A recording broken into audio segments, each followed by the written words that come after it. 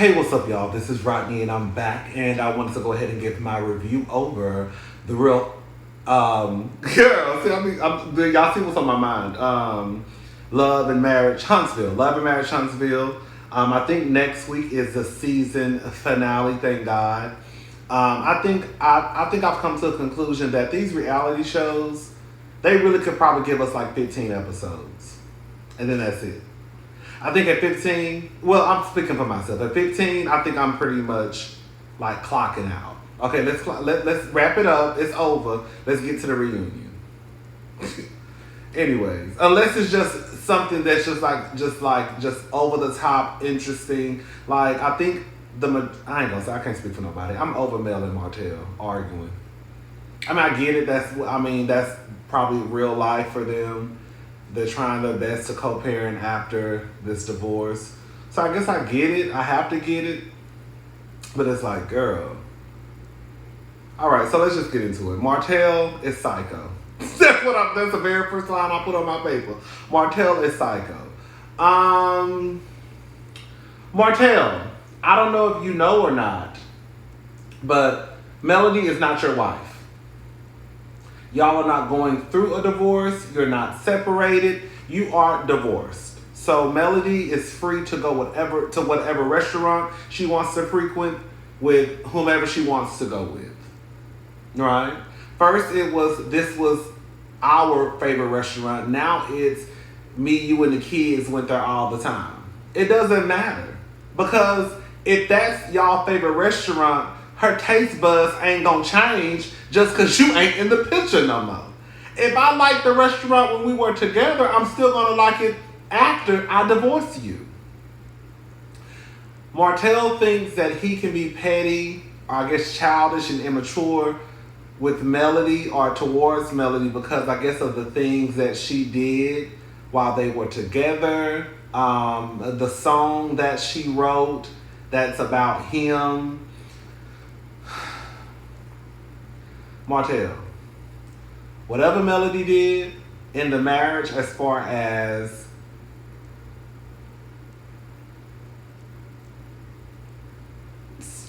I guess trying to see if you were cheating on her, that's not the same thing. Or being petty online, or just being petty, period, right? That's not the same thing as now. Like, you were married to her.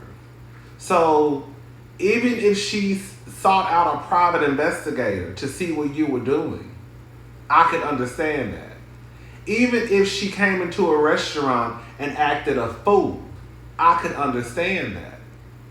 Even if she got online and aired out your side chick, I could understand that. But what I can't understand, no, I can't understand it. I can understand it. Martel, you're mad because Melody left you and you can't handle it. You really thought that you were going to cheat on this woman, continue to cheat on this woman, have your girlfriend on the side, and live this happily ever after life.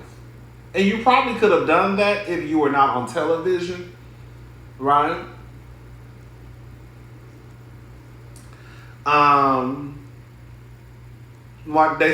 He started talking about, I guess, the dude being ugly. And then she says that all your girls are ugly. And then he was like, they compare to you? Baby, let me tell you something. I would have got Martel together so fast in that moment. They compare to me. Martel, ever since I divorced you, your credit score has been shot to hell. You cannot even keep money in your pocket. You're broke. I've had to basically take care of our kids for the last year. You're the one who's walking around here begging for employment. So, again, do you really want to compare those hoes to me? Because when you was with me, we were good. But now since I divorced you, girl, you running around town, girl, trying to make $1 out of 15 cents. You can say a lot of things about Melody. But clearly, Melody was something, and she brought something to that marriage, because you can see that now that the marriage is over, Martel is running around here. Martel is like a con artist. Like, he's lazy, he's trifling, he's tired, he's through. Anybody who has 5 children and still wants to try to cut corners instead of sitting down trying to get your business in order? Girl. That was pretty much the end of that. I'm over Martel and Melody. Girl, they're both a mess. But the truth is, girl, Melody eat Martel up every time they have a scene together. Martel, you look crazy. You look dumb. To me, it has nothing to do with you being a man and her being a woman. It just has to do with you're pulling these stunts and shows and y'all are not even together. At least Melody could say, when I was pulling stunts and shows, motherfucker, you were my husband. If it got out that Melody was fighting side chicks and walking into restaurants and taking videos and pictures and all that, it would make sense. You're her husband. You're not her husband anymore. So what Melody does or who Melody does is none of your business nor your concern. Anyways, so Kimmi, bruh. Let me tell y'all, y'all know Kimmi is my favorite. But Kimmi, girl. So Kimmi invites her friend over. And the only thing I got from this scene, and we're just going to be honest, all right? The only thing that I took away from this scene was that Kimmi called her friend over to shoot a scene to try and convince us that she was not the side chick. I need you to come over here so we can have this conversation on camera so these people can hear that I was not no side chick, right? That's the only thing I got away from that. Now, this is another thing, what else I got from that conversation. Kimmi, girl, you might not have known it, but I think that Kimmi was the side chick. She said something in the conversation about Maurice telling her, basically like, why does it matter so much? It was something along those lines. It matters because especially a woman, does not want to be known as a side chick. I think this is what happened. I think that Kiowa and Maurice were probably going through the motions of a divorce, but conversations were coming up about them probably working things out, getting together. Maybe we should try to give it another go. Something along those lines. Or maybe, I don't know. I just think that Maurice was not being truthful with Kimmi with that timeline. While yes, some people will say that Kiowa, because I remember saying this too, like Kiowa did come across as like kind of like bitter and mean, but I don't think Kiowa was just coming across as bitter and mean just to be bitter and mean. Like, it's something going on that Maurice ain't saying. And I think, again, that while Kimmi might not be the side chick, girl, Kiowa, Maurice ain't being honest. That's what I'm trying to get to. Kimmi, girl, you were a side chick and you didn't know it. Maurice not being honest. He is not being honest with that timeline. I just don't think he is. And I think that it is so crazy that Kimmi has to always make it be known to us that she was not the side chick. I need to know why Maurice has not come forward. Like he didn't say, remember when they were in Las Vegas and she had to make sure that nobody in the house thought that she was a side chick and Maurice just stood there? Why is it Maurice opening up his mouth and letting the people know, which is us, like she wasn't a side chick? Kimmi is taking this upon herself to try to convince us that she wasn't a side chick while Maurice just sit in the background. That's why I think something ain't right. And I don't care how many conversations Kimmi have with her good Judy or whatever. Girl, Like I said, I don't think that Kimmi was knowingly the side chick like Ariane, like knew she was a side chick. I don't think that Maurice is being honest with that timeline. Does Kiowa need to let it go? Yes. Did I think that it was strange? Yes. That Kiowa was still holding on to some shit and the bitch was married? Like, Kiowa, girl, you got a whole husband. Girl, it's time to let it go, right? So I'm not going to sit here and say that wasn't strange to me or weird or like, girl, let it go, sis. You got a husband. You married and he married. And then y'all heard when she said something about, I can't chase no one who doesn't want to be chased. I said, girl, y'all bitches out here retiring niggas and chasing niggas. Girl, okay. I'm glad the friend, basically they brought up Tisha. And I'm glad the friend told her, so you just couldn't respond? So you were being petty. Girl, that's what it was about the whole text message and check thing and whatever that was going on between her and Tisha. Like, you were being petty and childish and immature. And I feel like I said before, it's something else that's going on that's making Kimmi just all of a sudden just start being petty and childish. Being petty and childish does not have an age limit. Girl, I'm going to probably be petty at 50 and 62. Okay? But we going to have to call a thing a thing. Kimmi, you look crazy. Tisha and Marceau. I feel like this is just, I feel like I understand where Tisha is coming from. Y'all correct me if I'm wrong. I know y'all will. Tisha, Marceau goes and gets this couple who's, I guess, it's like a financial, like, guru couple of Alabama. I don't know, girl. From what I hear Tisha saying is, when you look at the books or when you look at the bank statement, the reason why it looks like I'm spending so much is because I'm taking care of the kids plus myself. You don't buy nothing for the kids. You're only buying stuff for yourself. So when you compare, it's going to look like I'm just spending a whole bunch of money, but I'm spending a whole bunch of money because it's for people. That's what Tisha is saying. I don't understand what's so hard to understand about that. It makes sense to me. Now, if you wanted to compare what Tisha spends on herself, and I guess compare what you spend on yourself. That would probably be a better comparison.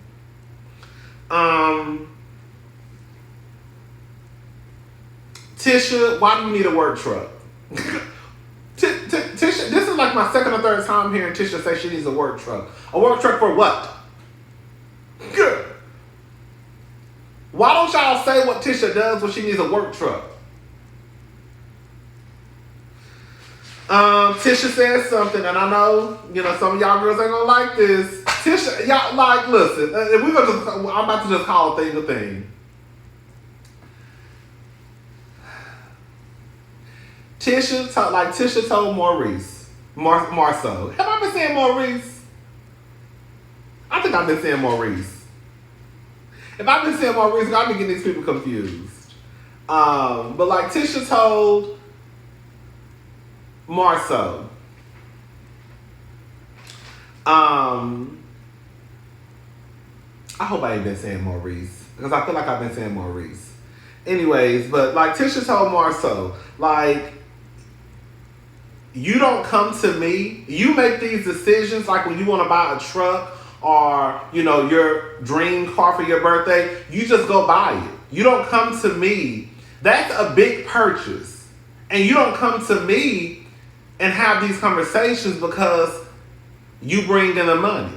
AKA, the money is yours. And I'm going to add some more to it. Marceau doesn't look at Tisha as his partner. So therefore, he probably feels like he doesn't owe her anything or needs to ask her anything. Marceau, just because the money goes into her account, you're still going out there buying what you want to buy without even having a conversation with her. How the hell you just go buy a whole truck and not have a conversation with your wife? Again, The person who has the money has the power. Ooh, I'm just go ahead and say it. It's the reason why when y'all be getting these divorces, these motherfuckers start talking about that's my money, that's my money, that's my money. Because at the end of the day, they know that that's their money. They don't count it as our money. You ain't never heard nobody get no divorce and girl, all of a sudden, girl, let's just split it in half. Because people really do believe that who brings in the money, that's their money. Tisha ain't stupid. They start to compare like the bags. Like, let me just say this. Has the show, this is the truth. The way that a woman wants to present herself to the world, whether it's, you know, bitch, I'm a bad bitch who rocks Chanel bags and, you know, Valentinos. I don't think Tisha gives me that. Tisha gives me, like, Tisha probably is the best dresser on the show. But I ain't never seen Tisha just walk around here with no Chanel bags, no YSL bags either. So I'm not saying, I'm just saying, like, I don't know. I just know it can be expensive being a woman. And then, like, y'all not wanting y'all women to walk around here looking busted. So then, now this bitch, like she said, girl, these wigs be $1,200. This weave, girl, is $300 a bundle. Then I gotta have somebody make the wig. Like, Marceau, if you want Tisha to probably continue to walk around here looking like your trophy wife, it's gonna come with trophy wife money. That's all I'm saying. It's expensive probably to be a woman depending on, again, how you want to present yourself. If you're trying to walk around town trying to be like, I'm the baddest bitch, then girl, being the baddest bitch is not cheap. Okay? I can tell you that ain't. It ain't even a woman. And I don't even got no Chanel bag. Okay? But I know, girl, when you start factoring all that shit in, makeup. Makeup is expensive. Eyelashes, nails and toes, all that. But again, when I look at Tisha, I've seen Tisha carry a Tory Burch bag. Tory Burch bags, you know, they could be kind of, for a regular person. Like, Tory Burch bags can probably run you about $700-800, right? Probably even more than that. But then they go on sale too. So you can probably get that same bag at $700 for like $300 or $400. All I'm saying is, girl, Tisha, I ain't never seen Tisha walk around here with no goddamn Chanel. Okay? I don't know, girl. Anyways, Destiny has a second annual beauty and business luncheon. Mel brings up at the table that Stormy was a sponsor.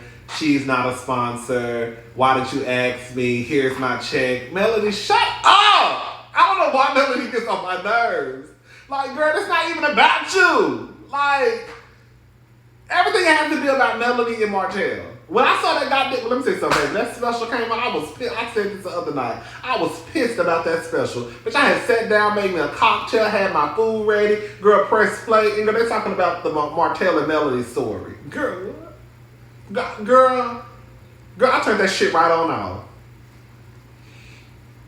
off.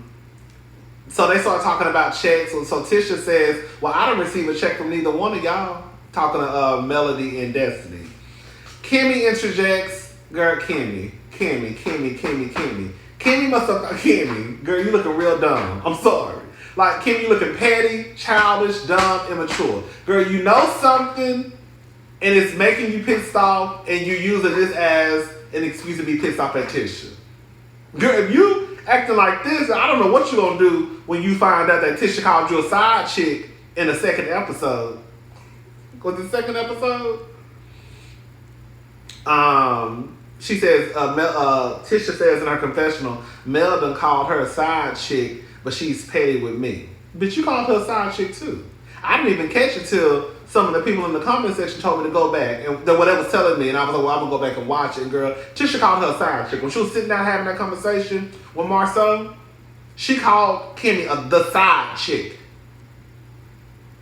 Tisha and Tiffany.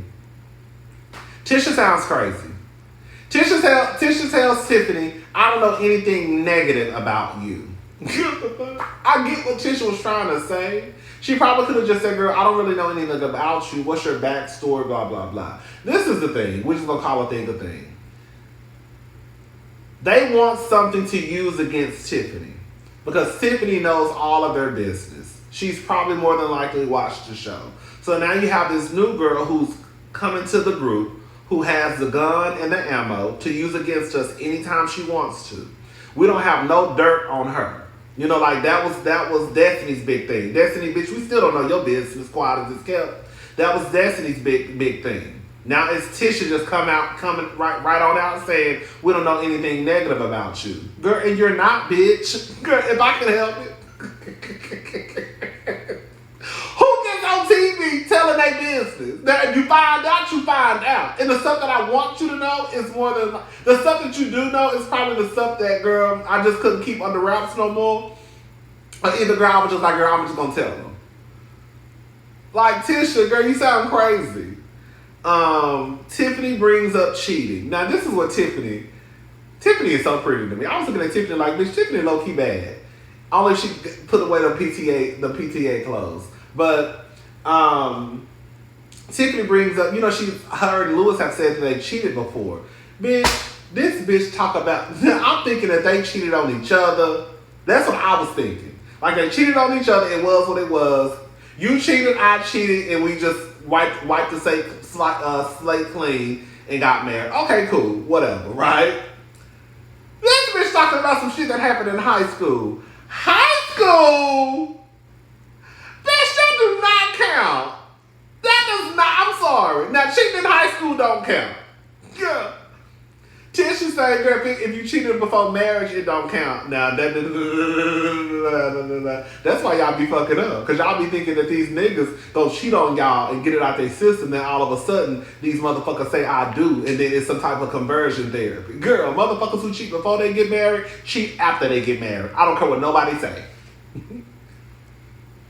I ain't never heard of no man cheating before they got married and all of a sudden stop after they get married. And if it's not that big of a deal, if somebody cheat before y'all get married, then why do y'all make it that big of a deal? Hello? And the same thing goes for a woman. Ain't no woman going around here getting digged down by Bolo, then all of a sudden she get married, bitch, all of a sudden her coochie don't want that Bolo no more. Hello? Because she still want it.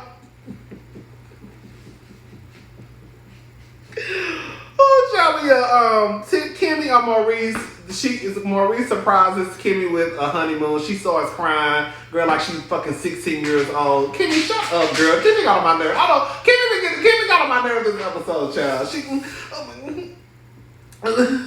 No, you're gonna make me cry. You're gonna make me cry. Girl, shut up. You too fucking old. Kimmi the oldest bitch on the gas. Anyways, child, I'll talk to y'all later. I'm about to watch Real Housewives of Potomac. Bye, y'all.